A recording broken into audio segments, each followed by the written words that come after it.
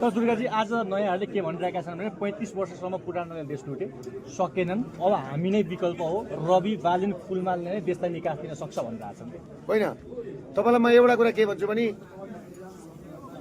रविहरूको कुलमानहरूको बालेनहरूको agenda के छ? Agenda के छ? देश के विकास निकास गर्ने, समृद्धि, सुशासन, होइन, त्यो तपाईँलाई थाहा छ भ्रष्टाचार सबैभन्दा बढी कर्मचारीमा भ्रष्टाचारी भनेको कुलमान हो। अब म प्रमाण देखाइदिउँला। प्रत्यक्ष निर्वाचन गर्ने होइन, भनिन्छ। प्रत्यक्ष निर्वाचन, प्रत्यक्ष कार्यकारी निर्वाचन गर्ने भनेर चाहिँ गरौँ न प्रधानमन्त्रीको जाउँ। उहाँहरू आइसकेपछि गर्ने अरे होइन, संशोधन गर्नु त्यो पर्यो। फगटे कुरो गरेर हुन्छ? त्यस्ता कुरा हुँदैन नि। त्यसले गर्दाखेरि तपाईँले के बुझ्नु भने नि, उनीहरूले जे भनौँ त्यही हुनेवाला छैन। अब सबै नेपालीले बुझिसके। त्यसले गर्दाखेरि तपाईँले के बुझ्नुहोस् भने सहकारी के तपाईँको प्रधानमन्त्री बाँडफाँड भयो होइन?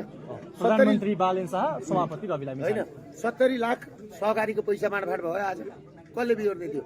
बुढेसकालको सहारा हो नि पैसा भएको।